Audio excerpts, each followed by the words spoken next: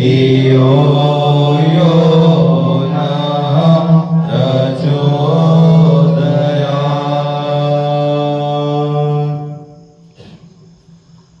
भगवान बजरंगबली के इस दिव्य प्रांगण में भगवान शिव का परिवार सहित विराजित है।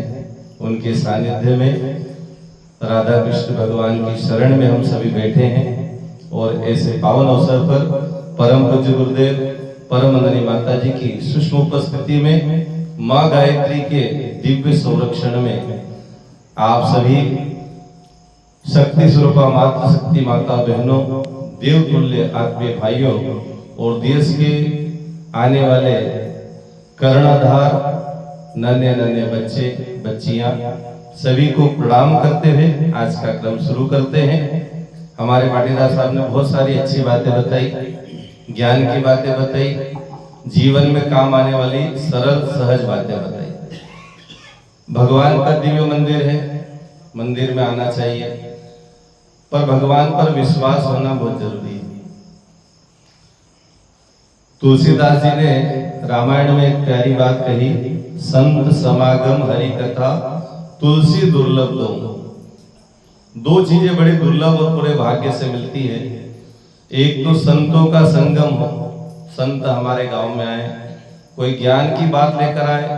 संत वो नहीं जो दाढ़ी जटा बढ़ाकर, पीले कपड़े पहनकर, भगवे कपड़े पहनकर भीख मांगने आए और नशा पत्ता करे, खुद भी करे, दूसरों को कराए, वो संत नहीं हो सकता। संत का मतलब जो अपने जीवन को अच्छा बनाए, जो उसके पास जाए उसका जीवन भी अच्छा बन जाए, तो ऐसे संतों का समागम हो जाए। दूसरा, भगवान की कथा सुनने का सौभाग्य प्राप्त हो जाए। ये बड़े दुर्लभ है। कथा इतनी आसान नहीं है। आज के इस भागम भाग के युग में जहाँ आदमी को एक घड़ी का भी समय नहीं है, आज हम किसी के पास जाएं और उससे कहें क्यों साहब आपके गांव में कथा हो रही है, सत्संग हो रहा है, तो आदमी क्या कहता है, साहब टाइम नहीं, आपका चंदो ले जाना हो तो ले जाओ, पैसा चाहिए तो ले जाओ, पर कथा सुनने का समय नहीं है। तो ऐसा दुर्लभ है। और आगे तुलसीदास जी कहते, सूत दारा लक्ष्मी पापी को भी हो। बेटा बेटी, पैसा टका, धन दौलत, खेती बाड़ी, जमीन जायदाद, बंगला गाड़ी, ये पापी के घर में मिल जाएगा, पर सत्संग नहीं सुना है। क्यों? सत्संग सुनना आसान थोड़ी, बड़ा कठिन है। भगवान का नाम लेना बड़ा कठिन है, बहुत सरल नहीं है नाम लेना। अभी किसी को कह दे कि साहब आप ये मंदिर है, आप दिन भर या माड़ा घुमाना, बदले में आपको 200 रुपए मिलेंगे, कोई भी बैठने को तैयार नहीं होगा। पैसा देकर भी भगवान का नाम नहीं ले सकता। एक सच्ची घटना है। एक गीता प्रेस है, आपने नाम सुना होगा, वहां से कल्याण नाम की एक पुस्तक निकलती है। जैसे हर महीने अखंड ज्योति आती है, ऐसे कल्याण भी द्विमासिक आती है, बड़ा ग्रंथ है, अच्छी सी किताबें आती है। तो उसके जो संपादक है पोद्दार जी, एक बार क्या करते हैं कि मुंबई के अंदर वो काम कर रहे थे, तो एक लड़का उनको मिला, उसको देखा, वो भीख मांग रहा था। उनको उस पर थोड़ी सी दया आ गई, तरस आ गया, और उसको जाके कहा कि भाई तो दिन भर में कितने पैसे मांग लेता? उस समय सस्ता जमाना रहा होगा। उन्होंने कहा साहब 1-8 रुपया हो जाता दिन भर में, 5-5 पैसे 10-10 पैसे करके। उनने कहा चल 1 रुपया की जगह 2 रुपया मैं तेरे को दूंगा, कल से तू मेरे घर आ जाना और आके कई काम नहीं करना है, 2 टाइम आपको रोटी मिलेगी, सुबह चाय मिलेगी, दोपहर में चाय मिलेगी, और दिन भर राम नाम बोलना है बस। वो लड़का खुश होगा, उन्होंने कहा 2 रुपए मिलेंगे, खाने को भी मिलेगा, है ना, और भगवान का नाम लेना। अब वो खुशी खुशी पहुंच गए वहां। दिन भर उसने राम नाम जप किया। अब क्या हुआ, 1 दिन करा, 2 दिन करा, 3 दिन करा, उसके बाद वो बोर होने लगा।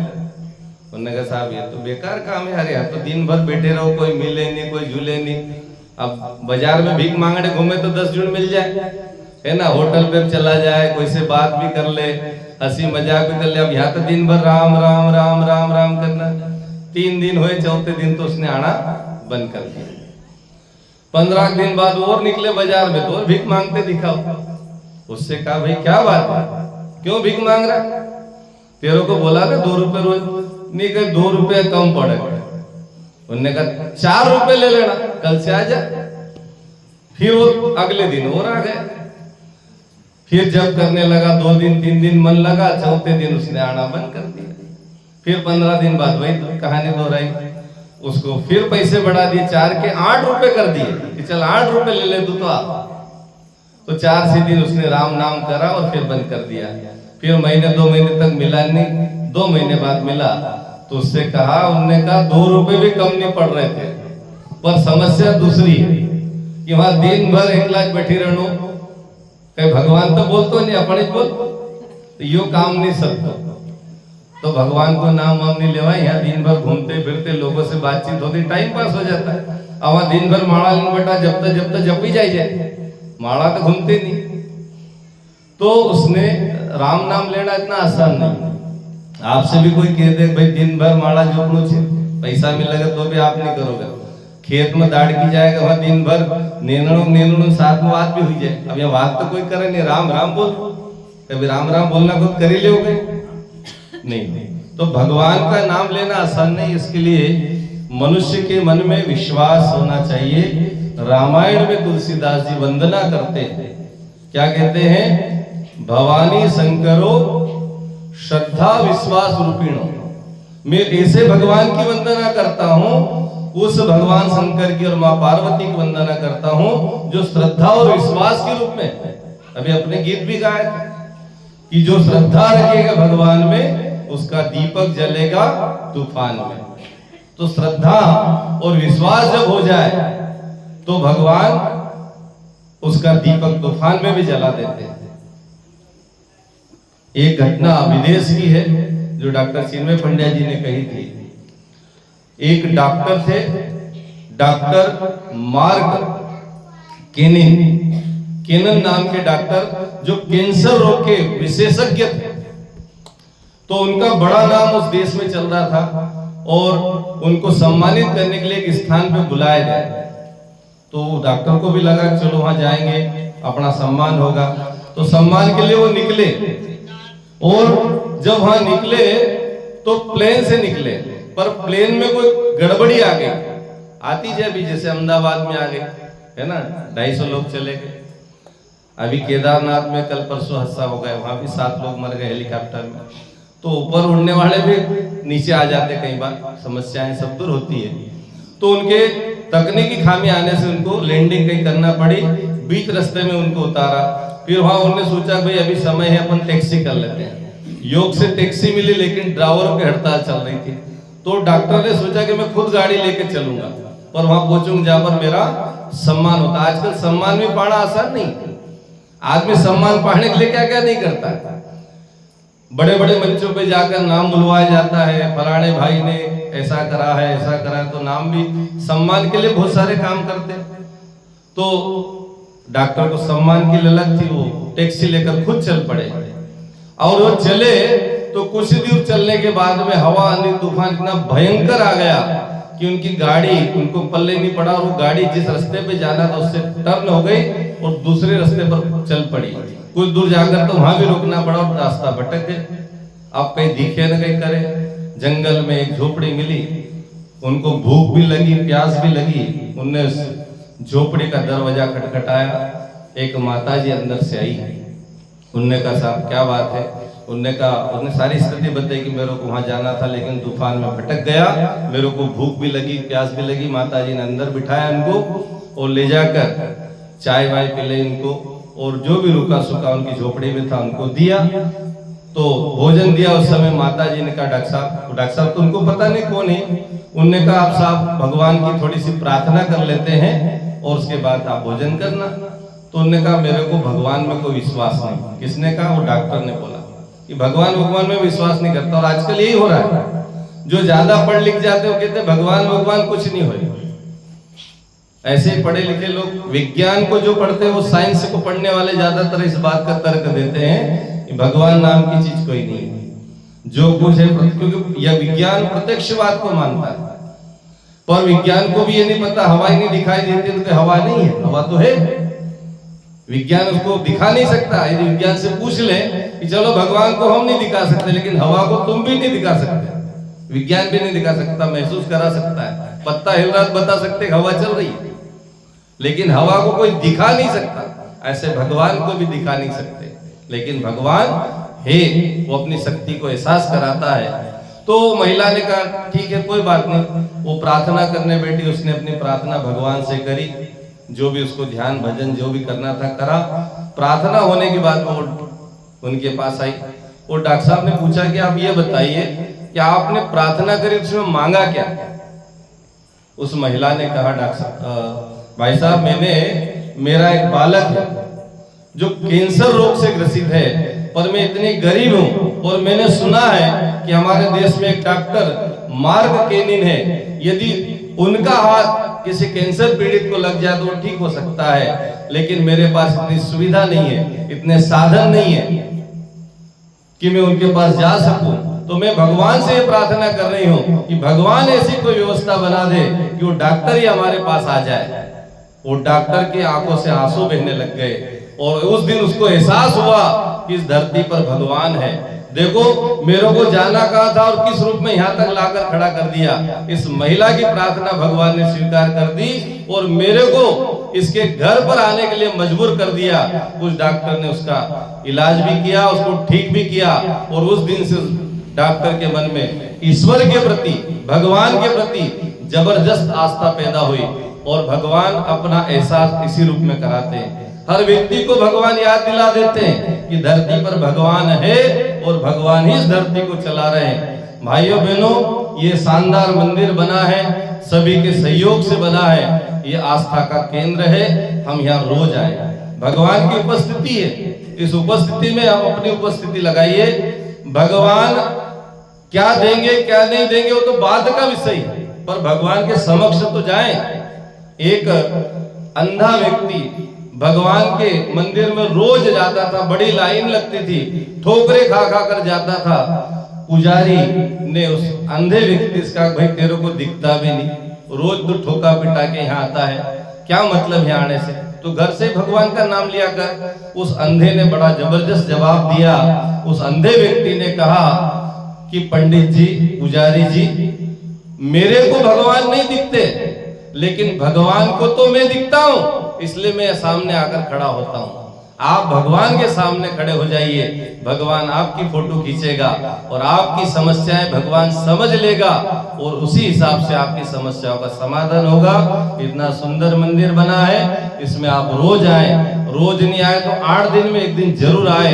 भगवान के सामने हाथ जोड़िए। भगवान आपके किसी साधन की, आपके किसी पैसे टके की कोई उसको आवश्यकता नहीं है। आप श्रद्धा से भी भगवान को यदि हाथ जोड़ेंगे, सिर झुकाएंगे, तो आपकी समस्याओं का समाधान भगवान करने लग जाएंगे। इस धरती पर हनुमान जी प्रत्यक्ष है, ऐसा मान्यताएं हैं। भगवान हनुमान जी विराजित हैं, राधा कृष्ण भगवान है, जगत गुरु हैं, और भगवान भोलेनाथ जो महाकाल है, दुनिया के कालों के काल है, तो उनके समक्ष हम रोज आए और एक काम रोज करें। ज्यादा बड़ी प्रार्थनाएं ना आए तो एक ही मंत्र है, महामंत्र गायत्री मंत्र। आप इसको किसी भी भगवान के सामने खड़े होकर बोल सकते हैं। यूनिवर्सल मंत्र है, सार्वभौमिक मंत्र है। उस मंत्र की जो प्रार्थना है वो सीधी और सरल ये है कि उस प्राण स्वरूप जिसके सामने हम बैठते हैं, जिसके सामने हम खड़े हैं, उस प्राण स्वरूप, दुख नाशक, सुख स्वरूप, श्रेष्ठ, तेजस्वी देव स्वरूप परमात्मा को हम अपने अंतरात्मा में धारण करते हैं। वह परमात्मा हमारी बुद्धि को सन्मार्ग के लिए ले चले। इस मंत्र का हिंदी अनुवाद ये है। इसलिए ये मंत्र कोई भी बोले, भगवान से एक ही चीज मांगे कि ये भगवान ज्यादा हमको कुछ नहीं चाहिए, अच्छी बुद्धि देना, अच्छी मति देना। रामायण में भी आया है, सुंदरकांड में आता है, विभीषण अपने भाई को कह रहा है कि कुमति सुमति सबके उर रही, अच्छी मति बुरी मति सबके अंदर रहती है, लेकिन जहां सुमति तहां संपत्ति नाना, जहां कुमति तहां विपत्ति निधाना। जहां अच्छी बुद्धि होती है वहां संपत्तियों का अंबार हो जाता है, जहां खराब बुद्धि होती है वहां पर आदमी का विनाश हो जाता है। इसलिए हम भगवान के सामने और कोई प्रार्थना करें न करें, जो भी मंत्र आप बोल रहे अच्छी बात है, पर ये सरल मंत्र गायत्री मंत्र आपको जरूर बोलना चाहिए। हमारे गुरुदेव कहते हैं कि गायत्री मंत्र 24 बार बोलना है। ये जितने बच्चे हैं, बड़े हैं, याद नहीं होता, आजकल तो सबके घर में मोबाइल है, एंड्रॉइड, आप उस मंत्र को चलाइए, नहीं तो एक आध डब्बा यहीं हमारे मदन भाई लगा देंगे, यहाँ मंत्र चलता रहे, लोगों को याद भी हो जाए। मंत्र का एक डब्बा आता है, गायत्री मंत्र चलने दे, महामंत्र है गायत्री मंत्र 24 बार। 24 बार क्यों बोले? 24 बार इसलिए बोलना है कि दिन और रात में 24 घंटे होते हैं, और गायत्री मंत्र के 24 देवी और देवता है। उसमें हमारे कृष्ण और राधा भी आ गए, उसमें हमारे हनुमान जी भी आ गए, उसमें हमारे शिव जी भी आ गए। हम मंत्र बोलते हैं तो उसमें हमारे पंडित जी जब भी पुष्पांजलि करवाते हैं तो उसमें 24 गायत्री मंत्र ही बोलते हैं।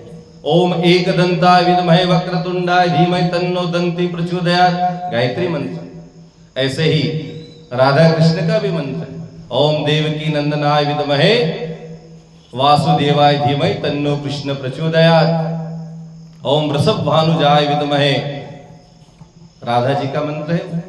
ऐसे ही हमारे हनुमान जी का अंजनी सुताय विद्महे वायुपुत्राय धीमहि तन्नो मारुतः प्रचोदयात्, उधर पंचवक्त्राय विद्महे महादेवाय धीमहि तन्नो रुद्रः प्रचोदयात्। ऐसे सारे 24 देवी और देवता उसमें है। इसे सारे देवी देवता हैं जितने बेटे सब गायत्री मंत्र में आ गए। गायत्री मंत्र बोलने से 24 देवी देवता का आशीर्वाद, 24 मंदिरों में जाने का आशीर्वाद आपको मिलता चला जाएगा। और ये जो बच्चे बैठे हैं, जो पढ़ाई में लगे हुए हैं, उनके अंदर बुद्धि का विकास होगा, सद्बुद्धि का विकास होगा। अच्छी बुद्धि आएगी तो उनके धीरे धीरे धीरे धीरे वो अपने लक्ष्य को प्राप्त करे। कोई डॉक्टर बनना चाहता है, कोई इंजीनियर बनना चाहता है, कोई टीचर बनना चाहता है, या कोई न भी बने तो एक अच्छा इंसान तो गायत्री मंत्र बना ही देता है। इसलिए हम सभी गायत्री मंत्र का जप अवश्य करें। गायत्री मंत्र का कोई भी व्यक्ति जप कर सकता है। आपको यदि कोई कहे तो उनसे आप हमको मिलाइए, उनका समाधान गायत्री परिवार देगा कि गायत्री मंत्र नहीं जपना चाहिए, ऐसा कोई भी व्यक्ति बोले उनको हमारे सामने लाइए। गायत्री मंत्र वेद मंत्र है, सार्वभौमिक मंत्र है। पूरे विश्व के जितने वैज्ञानिक अभी रिसर्च करें, एम्स में इस पर रिसर्च हो चुका है। ये गायत्री मंत्र बोलने से व्यक्ति की बुद्धि प्रखर होती है, गायत्री मंत्र बोलने से स्वास्थ्य ठीक होता है, और आने वाली आपदाओं से भी व्यक्ति बच सकता है। गायत्री मंत्र जपने वाला कभी भी अल्प आयु नहीं हो सकता है। अभी वट सावित्री व्रत गया, हमारी बहनों ने वट की पूजा की होगी, है ना, तो उसमें वट सावित्री का मतलब क्या है? सत्यवान और सावित्री की कथा ही सुनाई जाती, पंडित जी ने सुनाई भी होगी। जिसने 24 लाख गायत्री मंत्र का एक वर्ष में जप किया, वो यमराज से अपने पति के प्राण छुड़ा कर ले आई। ऐसे मंत्र का हम सभी गायत्री मंत्र का उच्चारण करें, बच्चों को भी जोड़ें। गायत्री मंत्र 24 बार आप बोलना चालू करिए, 3 महीने बोलिए। 90 दिन के बाद 91 दिन आपके घर में, आपके जीवन में परिवर्तन दिखेगा। ये गारंटी के साथ डंके की चोट हम कह जा रहे हैं। यदि आपने 90 दिन इसका उपयोग किया, 91 दिन आप स्वयं बताओगे, आप नोट कर लेना, जिस दिन से शुरू करो, 91 दिन आपके जीवन में आमूलचूल बदलाव और परिवर्तन दिखेगा। जितने लोग बदल रहे हैं पूरी धरती पर, पूरे विश्व में लोग बदलते चले जा रहे हैं, उसका एक ही कारण है, वो है गायत्री मंत्र। बदलाव कहां से आ रहा है? सुधार कहां से हो रहा है? सद्बुद्धि से। हर व्यक्ति हर मंच से एक ही बात तो कह रहा है, भाई अच्छी बुद्धि सबको चाहिए। तो हम सभी गायत्री मंत्र से जुड़े। आइए, आप सभी ने इतना अमूल्य समय दिया, अब हम दीप यज्ञ का आयोजन यहाँ से शुरू करते हैं। जिनके पास थालियां हैं वो अपनी आरतियों को अपने पास रखें। हाँ, अब इसके बाद बोलेंगे, थोड़ा सा गायत्री मंत्र का कर ले दिए यार, ये थैलियां हैं। तो दीपक जलाना है, और दीप जलाकर हम दीप यज्ञ करेंगे। हमारे यहाँ से सरपंच साहब भी हैं, वो भी यहाँ घोषणाएं करें। हमारे मदन भाई की इच्छा है, अब आज दिनेश भाई भी आए हैं, जिनके सहयोग में ये सारा तंत्र खड़ा हो रहा है, गांव के लोग भी यहाँ लगे हुए हैं। तो हम सभी से ये कहेंगे कि आने वाले समय में यहाँ पर पंचकुंडी या 9 कुंडी गायत्री महायज्ञ का आयोजन जरूर हो। बहुत साल हो गए हैं, जिससे ये आने वाली पीढ़ी को संस्कार मिलेंगे। कथा होती है तो कथा 7 दिन की होती है, कथाओं में प्रवचन होकर चले जाते हैं, लेकिन संस्कार बहुत जरूरी है, संकल्प जरूरी है। यदि व्यक्ति धर्म से न जुड़ पाया तो फिर बदलाव कैसे आएगा। तो इसलिए एक आयोजन ऐसा भी यहाँ पर हो। हमारे पाटीदार साहब और देखो एक बात में